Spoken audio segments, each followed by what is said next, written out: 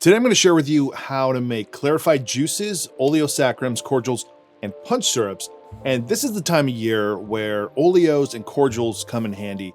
They're useful all the time, but many of the drinks that call for them tend to feel like more fall and winter cocktails, not to mention that Oleos are a necessity for a proper punch. Now, everything today will allow you to extend out the shelf life of fresh juice and maximize the fruit by using the juice and the peels. So here's how these things all work together. We'll use the peels to make an Oleo Saccharum, which simply is oil and sugar. We'll use the juice from those fruits to make clarified juices, and then we'll use the clarified juice with some additional peels and some more sugar to make cordials. Finally, we'll take some of that oleo and combine it with sugar and fresh juice to make a punch syrup. But if you're new to all of this, which I'm sure some of you might be, this is what those things mean. An Oleo Saccharum is a syrup that's made by combining peels with sugar to extract the oils from the peel. The oils from the peels plus the water in the peel will combine with the sugar to make a syrup that you'll find called for in a lot of old historic punch recipes as an Oleo Saccharum. The clarified juice is juice that has been clarified, and some specialty products will be needed for this, but this is also optional. We'll use it to make a cordial, but you can take those cordials and make them with fresh unclarified juice if you prefer and if you want to skip the clarification step. Cordials are essentially syrups made by infusing and cooking the citrus peel, sugar, and juice. Punch syrups combine juice, oleo, and sugar. Several recipes of the Tropical Standard Book call for a punch syrup, but the word punch syrup is a new term that they're using. Historically, these syrups were often called shrubs or sherbets, which can be confusing since we think of sherbet as this. Hence the use of the term punch syrup to clarify what we're talking about. So let's get started making an Oleo Saccharum, or a few of them. And this video will have chapter markers if you want to skip around. Just check below. First thing you'll need for any oleo is the peel, and I'm starting with limes, and I'm just peeling these as best as I can, trying to avoid pith, which is not always possible, but you can do the best that you can there. After weighing out my peels, I'm going to add an equal amount of sugar. So any oleo you want to make, just do equal parts sugar to peel. You can add this to a Ziploc bag, but a vacuum bag will work much better. So just add your peels and your sugar to the bag. And then I like to try to distribute the sugar a little bit first so it doesn't get stuck in the corners of the bag. And then the most fun part, you just watch it seal up. Right now, all that sugar is dry, but stick that in the refrigerator, and within 24 hours, you'll have yourself an Oleo Saccharum. To make a grapefruit oleo, it's really the same thing. You're taking your peels and you're trying to avoid as much pith as possible. Now, with pretty much all citrus fruits, I've noticed that the tougher the skin is, the better it's going to be for an oleo because you're going to have thicker skin and less pith. The thin-skinned ones work well for juice, but they have way more pith than the ones that have thicker skin. And we're going to make sure we save all of these. We're going to juice these later. So same thing here. I'm just weighing out my peels, and then I'm adding an equal amount of sugar to the vacuum sealer and in the fridge for 24 hours. And guess what? Oranges are exactly the same. Peel it, add an equal amount of sugar to the vacuum sealer, and then wait 24 hours. 24 hours later. Instead of dumping out the whole contents of the bag, I like to cut off a corner and think of this as kind of like one of those pastry piping bags, and then squeeze out all of the liquid. You don't want to squeeze too much, but really making sure that you're getting out all of that Oleo Saccharum. I found this works just much better than putting it into a strainer. Like if you see here, I'm putting this into my sieve and I'm not getting any additional liquid off of it. So after all that work, now we have 3 Oleo Saccharums, an orange, a grapefruit, and a lime. You can use these in some historic punch recipes, or you could use these to make our punch syrups, which we'll do later. Next up is clarified juice, and I've shared this process in the past doing a lime clarified juice. But you don't have to clarify, and you can make some tasty cordials without doing so. But clarifying juice is, it's a fun technique. It looks cool. It's a good trick to have when making carbonated drinks, and it'll help you make a cordial that's less bitter since we're not cooking down the pulp in the juice. Now, the process I use is a centrifuge-less centrifuge clarification technique using Pectinex, Kieselsol, and Chitosan. This is the same process used if you had a Spinzall centrifuge, and it's something I adopted after following along with the tropical standard recipes and because I already had been using Pectinex in the past for some of Dave Arnold's recipes. There are other ways to clarify juices, and I have nothing against those, but this is how I do it, and I get a yield that is usually at least 80% and sometimes 90+% if I filter it, and that's great. If you want higher yields, then that's what a centrifuge is for. When it comes to techniques, and this is kind of for everything, you can adopt like a hodgepodge mentality approach from a myriad of sources, but I found choosing one or two as your kind of guiding principles is best. Maybe you want to make only the syrups that you find in the tropical standard book. Maybe you love Jeffrey Morgenthaler's website and his cordial recipes, which are delicious. And those are all awesome, but when I can, I like to employ the tropical standard technique or techniques and adjust those to what I need. So here's how to make clarified juices following their guidelines.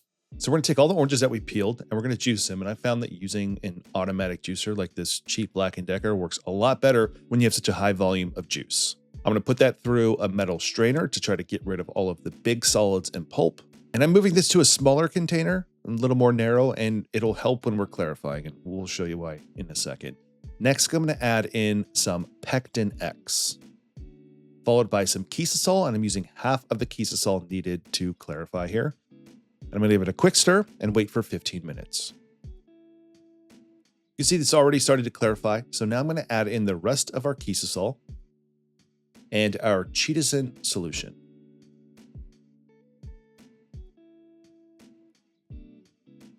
Now, after a few minutes, like 15 to 30 minutes, you should see it start to clarify, but it will depend on the temperature of your room. If it is a colder day outside, it will take longer. So you might want to stick this somewhere where it is a little bit warmer, but not somewhere that's hot. You don't want to damage the juice or cook the juice at all. The narrower container here comes into play because it's a little easier to rack this. And racking is the process we're doing right now, which is we're pouring off the clear and we're going to pour it until we get close to where those solids have settled on the bottom. Don't get too close because you don't want to ruin your clarified orange juice. Now this juice is pretty clear, but there's still a little bit in there. I've had to move the container around. That's probably why. So if you put this through a coffee filter, and it doesn't have to be a Chemex, just any type of paper coffee filter will work here. Once you do this and it will filter through pretty quickly, you'll end up with a crystal clear orange juice. Now it's not completely colorless. There's still a little bit of that orange in there, but color does not have anything to do with clarity. And then we can take the rest of that orange juice we had that still had the pulp in it, and we can put that through a coffee filter. Now this will also yield you a clear juice, but it's going to take a lot longer. It could take several hours here. So you want to be working with a juice that you know is going to last. Orange juice, grapefruit juice, something like lime might turn bad before it's clarified. But you can see here, it's a slow process, but it is yielding a clarified juice as well.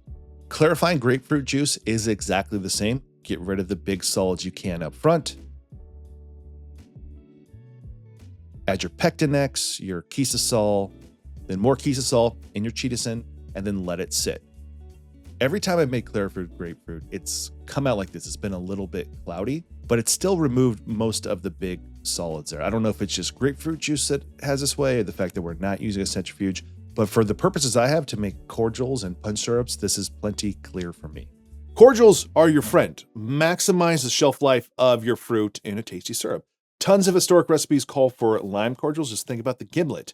You can make any cordial. I have lime right here in front of me. And I also decided in this video to share with you an orange cordial just because I've never done that before. I don't think I've really seen recipes call for it either. And I'm working on some recipes in the future, some punch recipes that would use an orange cordial. Now we're going to take our clarified orange juice and make a clarified orange juice cordial. Starting by adding my orange juice to a pan and then some peels, followed by some sugar. I'm going to bring that to a simmer. And then as soon as it starts to simmer, I'm going to cover it and let it simmer for 15 minutes. Next, I'm going to remove it from the heat and let it sit. I've let it sit for a little bit already, so it's cooled down. I'm going to pour it in this container and let it steep for another 6 hours. After 6 hours, we're going to bottle it. I'm just using a funnel here that has its own small metal strainer. You don't need a fine strain here. There should be no solids in here. Now we're going to add some acids, and many of the tropical standard cordials call for citric and malic, but since this is an orange one, I'm just using citric acid for this. Just shake it up, and there you go. You got yourself your own homemade orange cordial. Finally, we're going to make a punch syrup, and this will be a grapefruit punch syrup, but you can do this with lime as well as lemon, and I'll be using a grapefruit punch syrup in an upcoming zombie recipe. So I'm starting with 250 grams of grapefruit juice, and I'm weighing out 63 grams of our grapefruit Oleo Saccharum. Now I'm adding in 173 grams of white sugar, and then 3 grams of citric acid.